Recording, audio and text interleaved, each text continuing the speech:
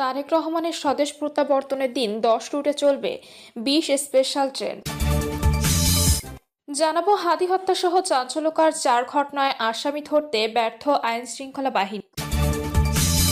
এবং সর্বশেষ জানাবো নির্বাচন পেছাতে বিএনপি নেতার বাড়িতে আগুন, বলছেন অ্যানি। দর্শক শুনছিলেন সংবাদ শিরোনাম, এবার জানিয়ে দিব বিস্তারিত সংবাদ। তবে তার আগে অনুরোধ থাকবে ভিডিওটিতে একটি লাইক দিন এবং ভিডিও সম্পর্কে আপনার গুরুত্বপূর্ণ মতামত কমেন্ট করে জানিয়ে দিন। আপনাদের প্রতিটি কমেন্ট আমাদের অনেক অনুপ্রেরণা যোগায়। তারেক রহমানের স্বদেশ প্রত্যাবর্তনের দিন 10 রুটে চলবে 20 স্পেশাল ট্রেন। বিএনপির ভারপ্রাপ্ত চেয়ারম্যান তারেক রহমানের দেশে ফেরা উপলক্ষে নেতাকর্মী ও সমর্থকদের ঢাকায় যাতায়াতের সুবিধার্থে আগামী 25শে ডিসেম্বর 10টি রুটে 20টি স্পেশাল ট্রেন পরিচালনার সিদ্ধান্ত নিয়েছে বাংলাদেশ রেলওয়ে। একই সঙ্গে নিয়মিত চলাচলকারী একাধিক ট্রেনে অতিরিক্ত কোচ সংযোজন করা হবে। এই কারণে স্বল্প দূরত্বের 3টি কমিউটার ট্রেনের ওই দিনে যাত্রা সাময়িকভাবে স্থগিত রাখা হয়েছে। বিজ্ঞপ্তিতে বলা হয়, রাজবাড়ী কমিউটার, ঢালারসর এক্সপ্রেস এবং রোহনপুর কমিউটার ট্রেনের 25শে ডিসেম্বর তারিখে যাত্রা স্থগিত থাকবে। দলীয় কর্মী ও সমর্থকদের যাতায়াত নিশ্চিত করতে বিশেষ ট্রেন পরিচালনা ও অতিরিক্ত কোচ সংযোজনের কারণে এই সিদ্ধান্ত নেওয়া হয়েছে। এতে আরও বলা হয়, বিএনপির কেন্দ্রীয় ও আঞ্চলিক কার্যালয়সমূহ থেকে ভারপ্রাপ্ত চেয়ারম্যান তারেক রহমানের প্রত্যাবর্তন উপলক্ষে নেতাকর্মী ও সমর্থকদের ঢাকায় যাতায়াতের জন্য বিশেষ ট্রেন ও অতিরিক্ত কোচ বরাদ্দের আবেদন করা হয়েছে। এর পরিপ্রেক্ষিতে রেলওয়ে এই ব্যবস্থা গ্রহণ করেছে। চাহিদার ভিত্তিতে যেসব রুটে স্পেশাল ট্রেন চলবে সেগুলো হলো কক্সবাজার ঢাকা কক্সবাজার, জামালপুর ময়মনসিংহ ঢাকা জামালপুর, টাঙ্গাইল ঢাকা টাঙ্গাইল, ভৈরব বাজার নরসিংদী ঢাকা নরসিংদী ভৈরব বাজার, জয়দেবপুর ঢাকা ক্যান্টনমেন্ট জয়দেবপুর, পঞ্চগড় ঢাকা পঞ্চগড়, খুলনা ঢাকা খুলনা, চাটমোহর ঢাকা ক্যান্টনমেন্ট চাটমোহর, রাজশাহী ঢাকা রাজশাহী এবং যশোর ঢাকা যশোর। এছাড়া নিয়মিত চলাচলকারী একাধিক ট্রেনে প্রয়োজন অনুযায়ী অতিরিক্ত কোচ সংযোজন করা হবে। এই ব্যবস্থার মাধ্যমে আনুমানিক 36 লাখ টাকা রাজস্ব আদায় হবে। তবে 3টি ট্রেনের একদিনের যাত্রা স্থগিত থাকায় সংশ্লিষ্ট রুটে যাত্রীদের সাময়িক অসুবিধার জন্য দুঃখ প্রকাশ করেছে রেলপথ মন্ত্রণালয়।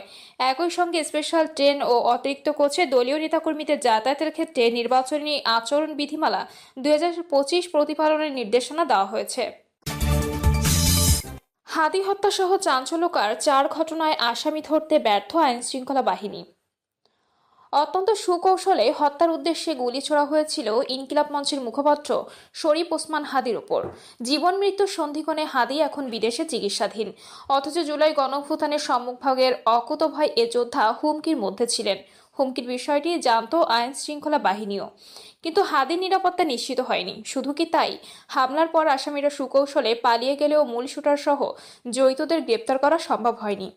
অন্যদিকে বর্ষবরণ আনন্দ শোভাযাত্রার জন্য তৈরি করা ফ্যাসিবাদের মুখাকৃতি এবং শান্তির পায়রা মোটিভ পুড়ে যাওয়ার ঘটনায় জড়িত ব্যক্তিকে গ্রেপ্তার করতে পারেনি পুলিশ।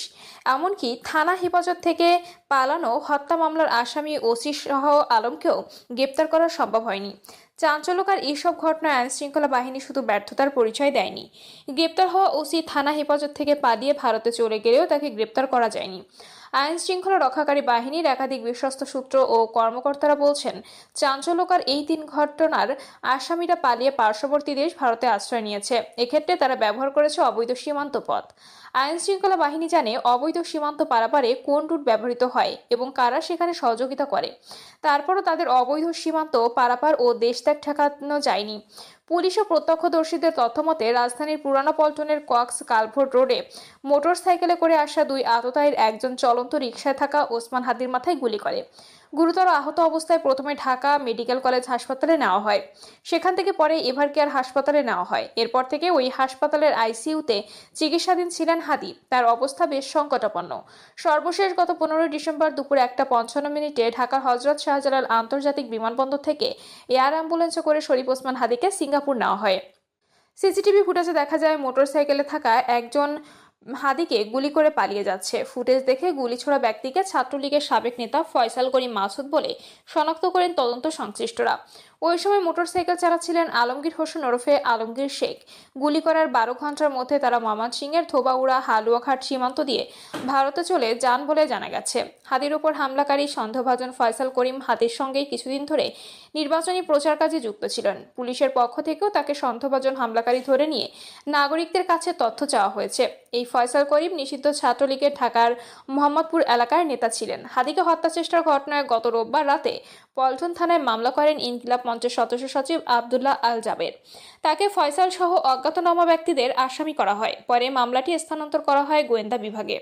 ঢাকা ৮ আসনের সম্ভাব্য স্বতন্ত্র প্রার্থী ও ইনকিলাব মঞ্চের মুখপাত্র শরীফ ওসমান হাদিকে গুলি করার ঘটনায় পরিকল্পনাকারী ও অর্থদাতাদের খুঁজছেন গোয়েন্দারা। এরই মধ্যে হাদি উপরে গুলির ঘটনায় ব্যবহৃত অস্ত্র উদ্ধারের কথা জানিয়েছে র্যাব।